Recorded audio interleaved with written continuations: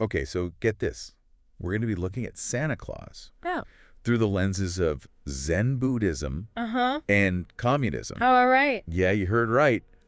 It might sound a little wild at first, but trust me, Yeah, this can get seriously thought-provoking. I think so. When we start to reimagine Santa's whole deal Yeah. based on these different philosophies, Right. are you ready to have your holiday worldview shaken up a bit? I think it's a fascinating exercise, Yeah. really, by filtering Santa Claus through such distinct ideologies we can uncover, Yeah. some unexpected insights about the values Yeah. we associate with holidays, and Right. maybe even challenge our own assumptions about this So- time of year. It's like taking everything we think we know about Santa and Yeah. just turning it completely upside down. Yeah.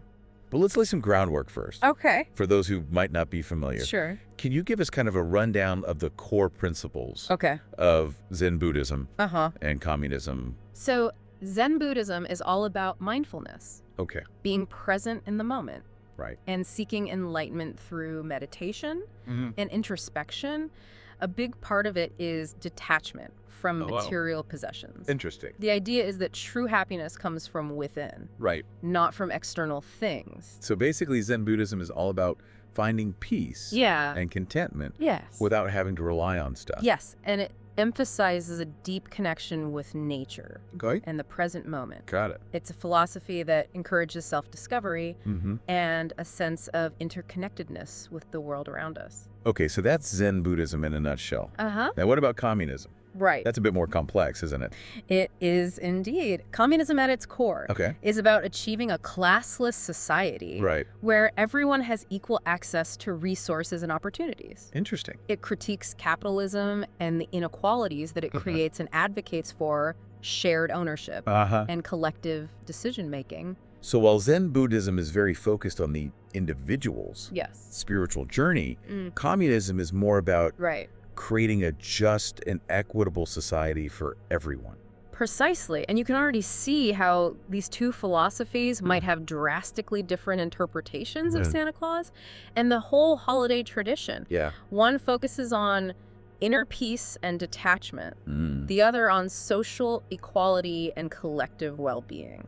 That's where it gets really interesting. Yeah. So let's dive into our first reimagined Santa. Right. Santa goes Zen. Okay. What happens when the jolly old elf Yeah. embraces mindfulness and non-attachment? So imagine a Santa who, instead of urging kids Okay. to make long wish lists of toys, Uh-huh. encourages them to sit down, meditate, and reflect on what truly matters. Okay. Instead of that mountain of gifts under the tree, Right. children receive experiences a day spent planting a tree, Wow. a mindful crafting session, a visit to a peaceful, natural setting. So that's a radical departure from the Santa that we're used to. Uh-huh. Instead of fueling consumerism, Right. this Zen Santa is promoting experiences, Yes. self-reflection, and a deeper connection with nature. Exactly. It definitely aligns with those core Yeah. Zen Buddhist principles that we talked about. This Santa challenges the materialistic focus Right. of the holiday season, Uh-huh. encouraging a shift towards more meaningful Yeah. and sustainable practices. I like that.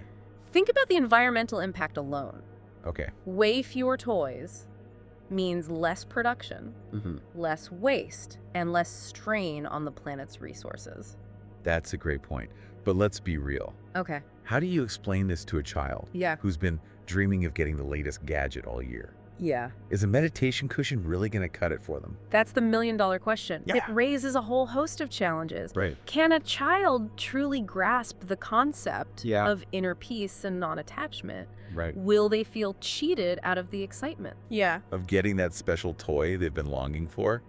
And let's not forget the potential for cultural appropriation here. Mm-hmm. It's one thing to be inspired by Zen Buddhism, Right. but are we risking oversimplifying or misrepresenting Yes. a complex spiritual tradition Yeah. by trying to fit it into the Santa Claus mold? You're right to bring that up. Yeah. It's crucial to approach this kind of reimagining Uh-huh. with sensitivity and a genuine understanding Right. of the philosophy we're drawing from. Yeah. We don't want to trivialize or exploit Mm-hmm. a profound spiritual tradition for the sake of Yeah. a thought experiment. So there are definitely some complexities Okay. and potential pitfalls to consider with Zen Santa. Yeah. But I'm curious to explore the other side of the coin, Okay. Santa the comrade. All right.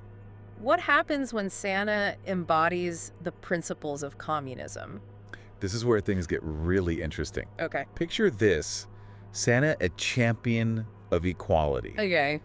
ensures that every child receives an identical gift. Regardless of their background or their circumstances. Wow. No more comparing who got the better present. No more feeling envious of your friend's haul. So it's like a completely level playing field. Huh? When it comes to gift giving, everyone gets treated equally, Yes. which sounds great in theory, Right. but doesn't this go against the whole spirit Yeah. of individual expression and choice? Yeah.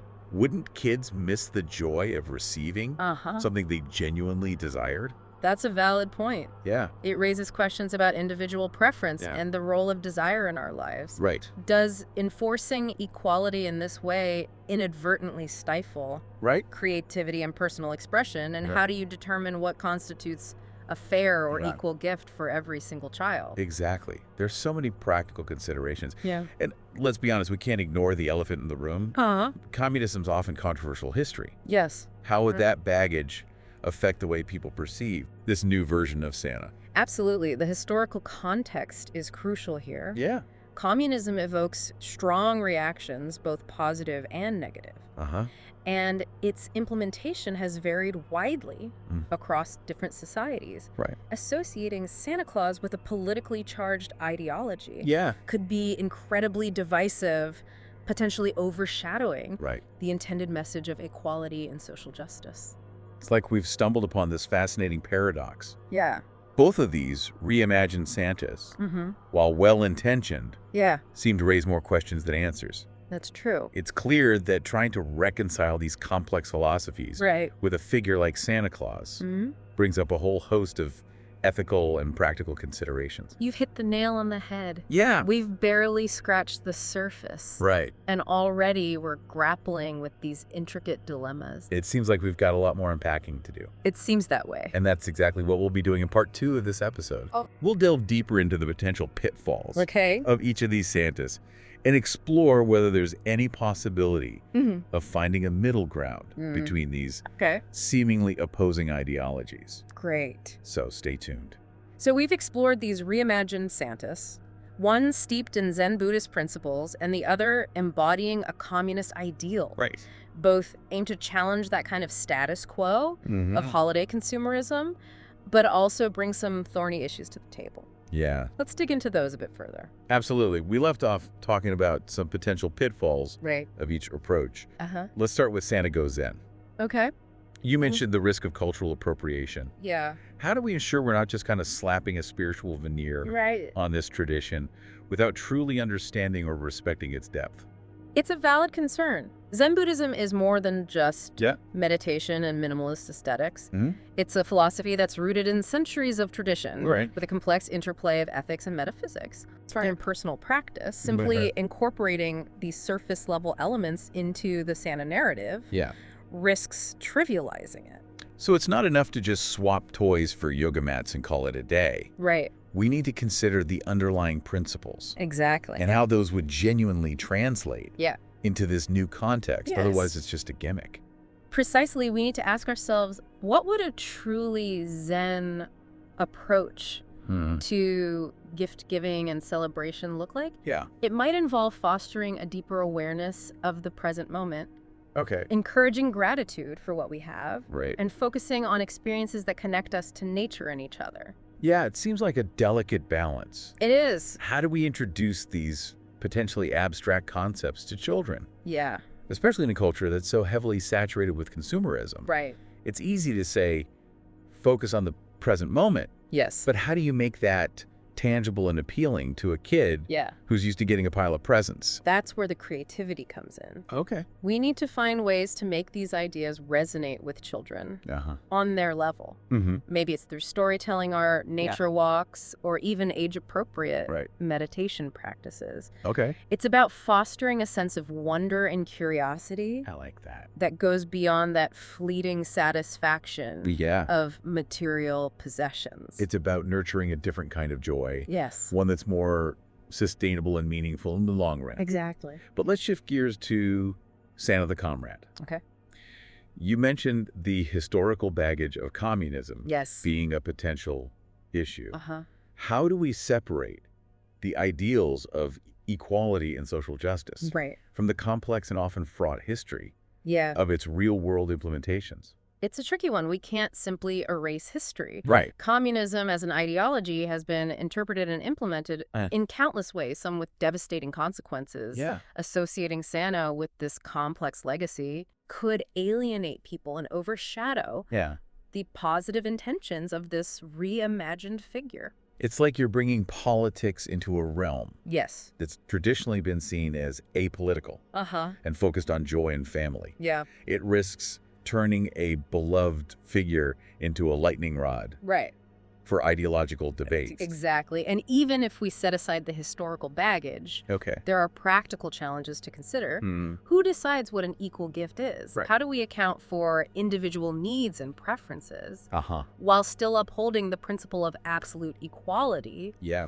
Wouldn't a standardized gift, however well-intentioned, Right. end up feeling impersonal and potentially even stifle Yeah. the creativity and generosity of the giver? That's a great point. It seems like trying to achieve Mm-hmm. true equality in gift giving might inadvertently create other problems. Yeah, We risk sacrificing the personal touch and thoughtfulness right. that often make gift giving so special. It's a dilemma, and it speaks to the larger challenge. Of trying to apply abstract ideals to real-world situations. Right. The reality is often much messier and more nuanced than the theory. So both of these reimagined Santas present some serious challenges. I do. Is there any way to reconcile these seemingly contradictory elements?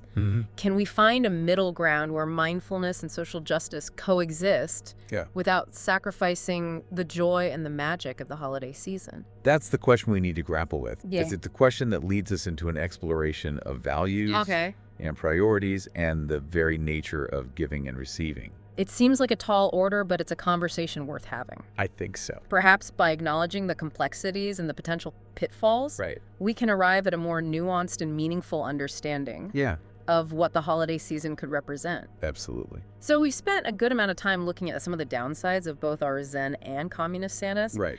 But I'm kind of still holding out hope that there's some way. That we can kind of merge the best of both worlds. Okay. Is it at all possible to create a holiday experience that's both mindful and socially conscious without totally losing the spirit of joy and generosity? It's a challenge for sure, but I don't think it's impossible. Okay. It requires a bit of a shift in perspective, a move away from binary thinking that pits these philosophies against each other. Yeah. Maybe instead of either or, we start thinking more in terms of both and. I like that. So what would this both and Santa look like? Okay. How can we take the mindfulness of Zen Buddhism and combine it with the social awareness of communism in a way that feels authentic and compelling?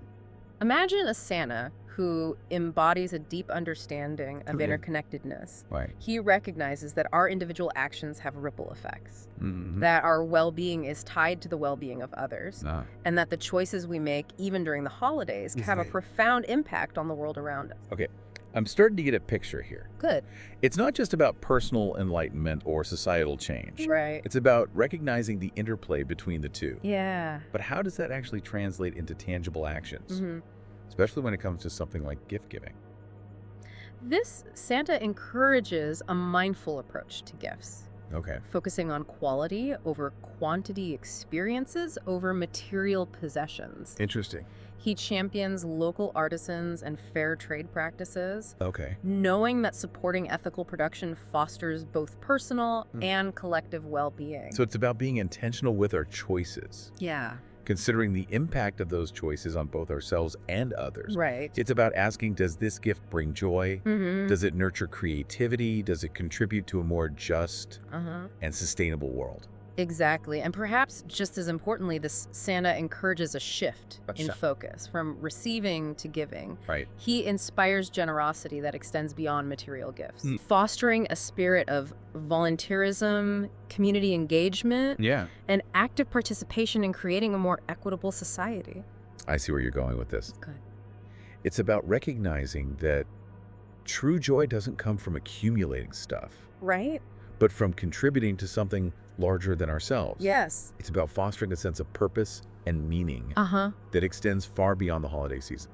That's it precisely. It's about recognizing that the holiday spirit isn't about the presents under the tree. It's about the spirit of generosity, compassion, and interconnectedness that we cultivate and share with others. This is starting to feel less like a compromise and more like an evolution. I agree. We're not just blending these two philosophies together. We're creating something entirely new, a more nuanced and a holistic approach to the holidays that acknowledges our interconnectedness and the power we have to create positive change through our choices. You've articulated it perfectly. This isn't about finding a perfect balance between two opposing forces. It's about recognizing the inherent limitations of binary thinking and embracing a more complex and interconnected understanding of the world and our place within it. This has been an incredible journey. It has. We started by deconstructing our assumptions about Santa Claus, filtering him through these seemingly contradictory lenses. But in the process, we stumbled upon something far more profound. I think so. This vision of the holidays that transcends material possessions. And embraces a deeper sense of purpose and meaning. It's a testament to the power of critical thinking and open-mindedness. By challenging our preconceived notions and exploring alternative perspectives, we can arrive at insights that wouldn't have been possible otherwise. So as we wrap up here, what's the one thing you want our listeners to take away from this conversation? I would encourage everyone listening to reflect on the values that are most important to them during this time of year. What kind of world do you want to create, both for yourself and for others? And how can your actions, even seemingly small choices, contribute to that vision? It's a powerful invitation to bring more awareness and intention to our holiday celebrations. To recognize that the spirit of the season is ultimately about the connections we forge, the kindness we extend, and the positive impact we have on the world around us. Beautifully said. Perhaps that's the true magic of the holidays. A magic that goes far beyond material and touches the very core. What it means to be human.